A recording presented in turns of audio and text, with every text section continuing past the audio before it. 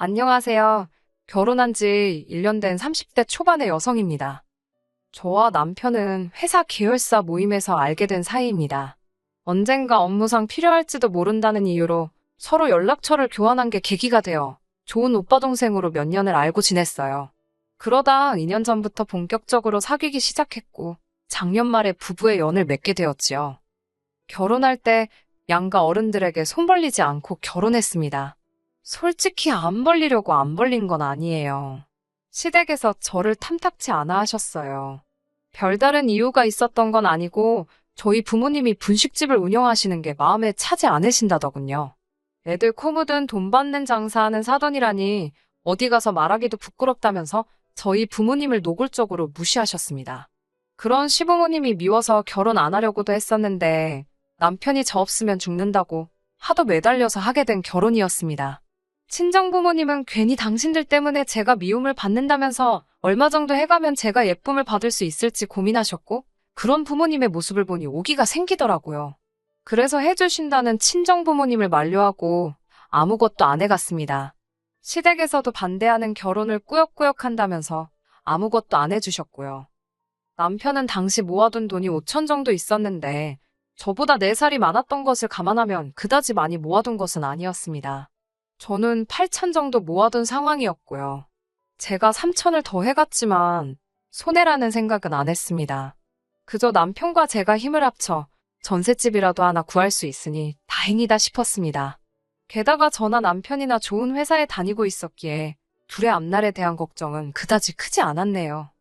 하지만 행복하고 감사한 마음은 오래가지 못했습니다. 결혼식을 올리고 반년도 되지 않았을 무렵 친정부모님께서 가게를 마치고 집으로 돌아오시던 길에 교통사고로 돌아가셨거든요.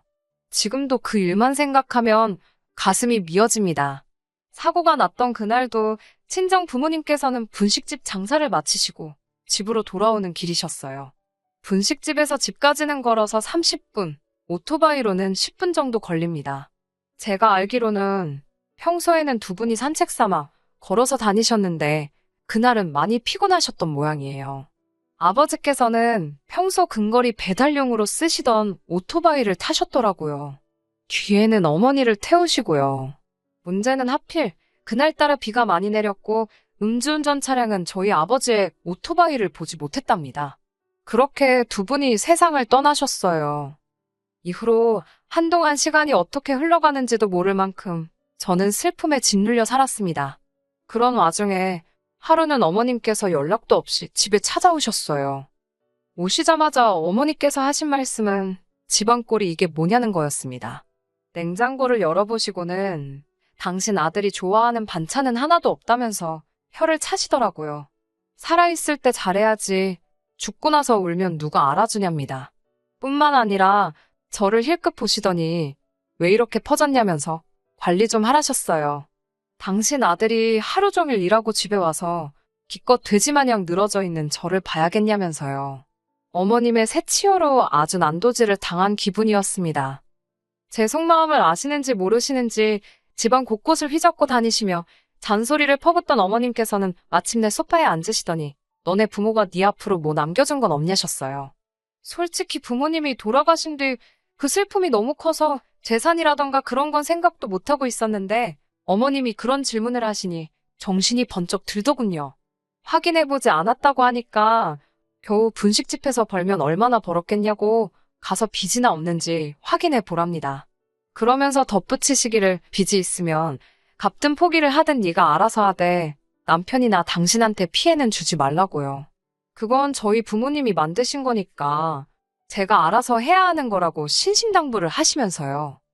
어머님 말씀이 서운하고 얄미웠지만 한편으로는 언젠가 한 번은 했어야 하는 일이지 싶어서 주민센터를 찾아갔어요. 그리고 얼마 후 알게 된 결과는 충격적이었습니다. 빚은 고사하고 오히려 부모님께선 제 앞으로 큰 재산을 남겨두셨더라고요. 가치가 15억에 달하는 3층짜리 건물이었지요. 대출도 얼마 남지 않아 있었고요. 사실 처음엔 비밀로 하려고 했습니다. 그런데 사람들 말이 어차피 결혼하면 재산세 낼 때 다 알게 된다더군요. 어쩔 수 없다 싶었어요. 그리고 솔직히 말하자면 유치하긴 했지만 한편으론 시부모님께 자랑하고 싶은 마음도 들더라고요. 조심스레 시부모님께 친정부모님이 제 앞으로 15억짜리 3층 건물을 남겨주셨다 하니 저더러 소설 쓰냐며 비웃으셨습니다. 하지만 제가 등기부등본을 보여드리자 어머님께선 한동안 말을 잇지 못하시더라고요. 솔직히 남편과 저 두 사람만 놓고 본다면 제가 절대 남편보다 못한 조건은 아닙니다. 학벌도 비슷했고 벌이도 비슷했으니까요. 그렇다고 시댁이 잘 사는 것도 아닙니다. 아버님은 20년 가까이 회사 생활을 하셨지만 소위 만년과장이셨어요. 그래서 다니셨던 회사 이름은 밝히셔도 직함은 절대로 말하지 않으십니다. 어머님은 평생을 전업주부로만 사셨고요. 두 분은 남편이 드리는 약간의 용돈과 연금 그리고 아파트를 담보로 받은 대출로 생활비를 융통하고 계셨습니다. 그나마 이 모든 사실도 결혼하고 나서 어머님이 말실수를 하시면서 알게 된 일들입니다. 결혼 전에는 아버님이 무슨 대기업 임원까지 할 뻔하셨다. 당신들은 재산이 많아서 그 재산으로 먹고 사신다. 거짓말을 어지간히도 치셨어요. 지금도 그 말 같지도 않은 허풍에 저희 부모님이 속상해하신 걸 생각하면 자다가도 눈이 번쩍 뜨일 지경입니다. 아무튼 결혼해서 살다 보니 별 볼 일도 없는 시댁이었고 그런 시댁 입장에서 하루아침에 며느리가 건물주라니 봉잡았다 싶었던 모양이에요. 떡 줄 사람은 생각도 안 하는데 별의별 소리를 다 하시더라고요. 하루는 아버님께서 당신이 왕년에 회계팀에서 일을 했던 경력이 있으니 제 건물에서 나오는 월세를 관리해 주시겠답니다. 대신 월급으로 한 달에 300씩 달라고 하시더군요. 너무 어이가 없어서 월세 관리가 뭐가 필요하냐고 여쭤봤습니다. 제 건물에서 장사하시는 분들 대부분이 4, 5년은 되신 분들이라 때 되면 어련히 제 계좌로 이체해 주시는데 아버님이 구태여 고생하실 필요는 없다고 완곡히 거절의 뜻을 밝혔지요. 하지만 동시에 생활이 혹시 어려워서 일자리를 찾으시는 건가 싶어 회계일 말고 건물 관리 일을 도와주시는 건 어떻겠냐고 여쭤봤습니다. 건물 관리라는 게 사실 어려운 일은 아니고 이상한 사람이 오가지는 않는지 청결한지 그런 것들만 체크해 주시면 되는 단순한 일이었어요. 마침 오랫동안 해주시던 아저씨께서 고향에 내려가신다고 했기에 그나마도 여쭤볼 수 있었던 거고요. 그러자 이번엔 어머님께서 노발대발 난리가 나셨습니다. 어디 며느리가 건물주인데 시아버지가 모양 빠지게 경비를 서냐면서 저더러 지금 시아버지 망신 주려고 작정을 했냐고 악을 쓰시더라고요. 제 입장에서는 호의를 베푼 건데 어머님이 악다구니를 쓰시니 얼떨결에 머리채 잡힌 기분이었어요. 참다 못한 제가 내키지 않으시면 하지 마시라고 선을 그었네요. 이튿날 남편이 한다는 소리는 더 가관이었습니다. 어머님께서 남편에게 세상 천지에 시부모한테 조건 달고 용돈 주는 며느리가 어딨냐고 한탄을 하시더래요. 그제서야 무슨 소린지 알겠더라고요. 한마디로 가만히 계셔도 제가 돈을 척척 드려야 하는데 일을 해야 돈을 준다고 하니 그게 마음에 안 드셨던 거예요. 하지만 이런 이유로 제가 남편과 헤어지기로 결심한 건 아닙니다. 제가 이혼을 결심하게 된 결정적인 이유는 어머님이 말 그대로 저를 파셨기 때문이에요. 예전부터 궁금하긴 했지만 구태여 관심을 갖지 않았던 일들이 몇 가지 있는데 그중 하나가 바로 시부모님께서는 생활비를 도대체 어떻게 마련하시는 걸까였어요. 앞서 말씀드렸다시피 남편이 드리는 용돈과 연금 그리고 대출까지 받아 쓰고 계신다고 듣기는 했지만 사실 아파트라고 해봤자 시세 5억짜리라 대출을 받으시면 얼마나 받겠나 싶었거든요. 하지만 얼마 전 있었던 일로 그 궁금증이 완벽하게 해소되었네요. 알고 보니 어머님께서는 당신 친구들부터 한 다리 건너 아는 지인들까지 많은 사람들로부터 돈을 빌려 쓰고 계셨습니다. 제가 이 일을 알게 된 건 어머님께 돈을 빌려주신 분들 중 한 분이 제가 일하는 회사에 찾아오셨기 때문이에요. 영문도 모른 채 손님이 찾는다는 연락에 1층으로 내려갔는데 그분께서 다짜고짜 네 CM이란 여자가 돈을 안 갚는다며 저더러 어떻게 할 거냐고 따지더군요. 황당해서 그게 무슨 소리냐고 여쭈니 그분도 뭔가 이상하다 느꼈는지 저에게 자초지종을 이야기해 주셨어요. 어머님께선 툭하면 사람들에게 당신 며느리가 모 회사에서 일을 하고 건물도 있다는 소리를 하셨대요. 나아가 당신에게 무슨 일이라도 생기면 며느리가 다 책임져 줄 거라며 돈을 빌리곤 하셨답니다. 말 같지도 않은 이야기를 들으니 화가 치밀고 미쳐버릴 것 같더라고요. 저는 어머님께 이게 다 무슨 귀신 씨나라 가먹는 소리냐고 따지고 들었습니다. 일전에도 어머님께서 경우 없는 행동을 많이 하셨고 그때마다 속으로 삭히던 저였지만 이번만큼은 도저히 그냥 넘어갈 수가 없었거든요. 어머님께서는 여편네가 좀만 기다리면 되는 걸 저렇게 못 믿고 쫓아왔다며 오히려 급은욕을 하셨습니다. 저는 어머님께 다른 분들과 거래를 어떻게 하셨든 궁금하지도 않고 알고 싶지도 않다고 그저 제 회사로 찾아오지만 않게 해달라 했습니다. 그러나 어머님의 반응은 정말 뻔뻔하기 짝이 없으셨어요. 당신은 불편한 게 하나도 없다면서 그렇게 불편하면 저더러 해결하랍니다. 돈 몇 푼 쥐어주면 떨어져 나갈 거라나요. 솔직히 몇십만 원 단위면 그냥 물어드리려고 생각했어요. 그런데 어머님 입에서 나온 숫자는 가히 충격적이었습니다. 한 분당 적게는 100만 원, 많게는 700만 원까지 있었는데 그런 분들이 좋기 10사람은 된다는 겁니다. 거기다 몇 분에게는 이자 20%까지 약속을 했다나요. 뻔뻔한 어머님의 설명에 저는 학을 떼고 말았습니다. 뒤이어 어머님께서 말씀하시길 결혼할 때 예단도 안 해오지 않았냐면서 이참에 예단한다 생각하랍니다. 기가 차더라고요. 그렇게 치면 남편은 뭐 집이라도 해왔나요? 막말로 남편이나 저나 현찰박치기였고 그나마도 제가 3천 더 해왔다고 받아쳤더니 어머님이 하신다는 말씀이 그 3천으로 당신 좋은 일 시켰냐입니다. 너 먹고 살 집 구하는데 써놓고 왜 생색이냐며 화를 내시더라고요. 아니 그런 논리면 그 집에는 저 혼자 사나요? 어머님 아들도 같이 사는 집이잖아요. 어머님과는 도저히 말이 통하지 않았습니다. 그런 와중에 남편이란 작자는 옆에서 꿀먹은 모마냥 가만히 앉아서 바닥만 보고 있더라고요. 어떻게든 결단을 내리지 않으면 이 상황이 계속 반복되겠구나 싶어 단도직입적으로 말씀드렸습니다. 한 번만 더 누구든 제 회사로 찾아오면 경찰을 부를 거라고요. 그러자 어머님께서는 아이고 무섭다며 왜 아예 당신을 잡아가라고 시키라며 빈정거리셨습니다. 며칠 뒤 우려했던 일이 일어났습니다. 이번엔 세 분이 같이 오셨더라고요. 결혼식 때도 뵀던 어머님의 친구분들이셨습니다. 저는 어머님께 말씀드린 대로 경찰을 부를까도 잠시 고민했지만 그래도 일전에 뵀던 분들이기에 대화를 나누는 쪽으로 마음을 바꾸게 되었어요. 그동안 잘 지내셨냐고 안부를 여쭙고는 회사 건너편 카페로 세 분을 모셨습니다. 그리고 차근차근 상황을 설명드렸어요. 솔직히 말하면 감정적인 부분이 섞이기도 했습니다.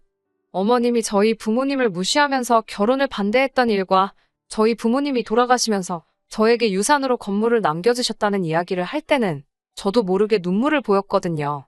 다행히도 어머님 친구분들 모두 제 이야기를 듣고는 이제 상황 파악이 되었다며 미안하다셨습니다. 그리고 며칠 뒤 어머님께서 아주 노발대발 화가 단단히 나셨더라고요. 도대체 그 여편네들한테 뭐라고 떠들었길래 자기한테 인생 그렇게 살지 말라면서 욕을 하냐입니다. 도대체 어떻게 인간들을 구워 삶았냐며 저에게 악다구니를 쓰시더라고요. 저는 그날 있었던 일을 가감없이 전해드렸습니다. 그러자 어머님께서는 며느리란 게 이제는지 시애미까지 개망신을 시킨다며 어찌 죽은 네 부모나 너나 체면이란 걸 생각할 줄 모르냐고 따지셨습니다. 그 와중에 돌아가신 부모님을 들먹이니 저도 눈이 돌아가더라고요. 제가 어머님께 방금 하신 말씀 당장 사과하시라고 했습니다. 이 상황에 저희 부모님 이야기가 왜 나오냐고요. 그러자 남편이 저더러 적당히 좀 하랍니다. 자기가 보기엔 그저 어머님이 서운해서 그러시는 건데 그것도 못 받아주냐면서 막말로 한 달에 월세만 1,000 가까이 들어오면서 돈독이 올랐냐입니다. 말 나온 김에 따져보자면서 그까짓 돈 몇 푼 갚아줄 것도 아니면서 가만히나 있지. 굳이 자기 부모님 개망신을 시켜야 했냐면서 목에 핏대를 세우더라고요. 평소에 제가 당하고 있을 때는 진짜 한마디도 안 하던 인간이 지 엄마 일이라고 희번덕거리는 걸 보니 어이가 없더군요. 저도 더는 당하고만 있을 수가 없어서 어머님에게 미친 듯이 싸댔습니다. 그 싫어하던 며느리 주머니에서 몇 푼 뜯어갈래다 잘 안 되니까 겨우 한다는 게 욕지거리냐고요. 어디 가서 암만 그래보시라고. 그래봤자 누구 하나 어머님 무서워하나. 저도 어머님 하나도 안 무섭다고 그랬습니다. 남편에게도 너도 그따위로 할 거면 내 옆에 있지 말고 니네 엄마한테 꺼지라고 했어요. 그러자 어머님께서는 너 말 잘했다며. 네가 먼저 우리 아들한테 이혼하자고 했으니까 그 건물 절반은 위자료로 내놔야 된답니다. 웃기지도 않아서 어머님 뉴스 안 보시냐고 물었습니다. 왜 끝까지 무식한 티를 내시냐며. 이건 제가 상속받은 재산이라 위자료랑은 아무 상관도 없다고요. 게다가 저희 지금 혼인신고도 안 되어 있는 거 기억 못 하시냐고 물으니 순간 어머님이 아차 싶은 표정을 지으셨어요. 어머님께서 저 너무 마음에 안 든다고 앞으로 하는 거 봐서 혼인신고하는 거 허락해 주신다면서 못하게 하셨거든요. 저는 어머님께 너무 감사하다고 덕분에 이렇게 수월하게 헤어진다고 인사를 드렸네요. 남편한테는 계좌번호 찍어서 보내라고 했습니다. 결혼할 때 너가 가져온 5천에서 1,000만 원은 네가 먹고 쓴 거다 치고 나머지만 보내준다고 했습니다. 그러자 남편이 당황한 눈초리로 또 뭘 그렇게까지 하냐면서 그냥 이쯤에서 그동안 마음속에 쌓인 이야기 다 풀었다 치자네요. 웃기지도 않아서 내가 그동안 당한 게 얼만데 꼴랑 어머님 욕 좀 드신 걸로 풀긴 뭘 푸냐고 됐다고 했습니다. 우리 부모님 가슴에 대못 박은 그 죄를 니네 엄마가 용서받을 수 있을 것 같냐고 악을 썼네요. 이후로 저는 남편과 다시 남남이 되었어요. 오빠 동생만도 못한 사이가 된 거지요. 솔직히 부모님 돌아가신 이후로 어떻게 보면 제 유일한 가족이었기에 어떻게든 지켜내고 싶었던 게 사실이에요. 그래서 어머님과의 다툼이 있을 때마다 남편이 적극적으로 개입하지 않았어도 크게 원망하지 않으려고 노력했습니다. 하지만 결국 이렇게 되었네요. 저는 남편과 헤어진 후 회사까지 찾아왔던 그분들에게 고부관계가 끝났다고 소식을 전했습니다. 이제는 정말이지 제가 책임질 이유도 없고 명분도 없는 만큼 저희 어머님께 빌려드린 돈을 조금이라도 받으시려면 빨리빨리 고소도 하시고 아파트 경매도 생각해보시라고 조언해드렸어요. 후기라면 후기인데 얼마 전 남편에게서 연락이 왔었습니다. 다 죽어가는 목소리로 좀 도와달라대요. 무려 9사람이 어머님을 고소했는데 금액이 엄청나답니다. 이러다간 아파트도 뺏기고 온 가족이 길바닥을 나앉게 생겼다며 좀 도와달랍니다. 순간 안쓰러운 마음이 들긴 했지만 저희 부모님이 살아생전 못 먹고 못 입고 만드신 재산인데 그따위로 쓸 수는 없었지요. 남편에게는 유감이지만 각자 살 길 찾기로 했으니 더는 연락하지 말라고 했네요. 그 이후로는 어떻게 됐는지 잘 모릅니다. 제가 연락처를 바꿨거든요. 이후로 저는 회사를 떠났고 지금은 그동안 배워보고 싶었던 것들을 배우며 제 인생의 새로운 시작을 준비하고 있습니다. 언젠가 다시 부모님을 만나게 됐을 때 부끄럽지 않은 딸이고 싶다는 목표를 가슴에 품고 다시 열심히 살려고요. 많이 응원해주세요. 끝까지 들어주셔서 감사합니다. 오늘의 사연은 여기까지입니다. 구독과 좋아요, 알람 설정 부탁드리고 더 좋은 사연으로 다시 찾아뵙겠습니다. 감사합니다.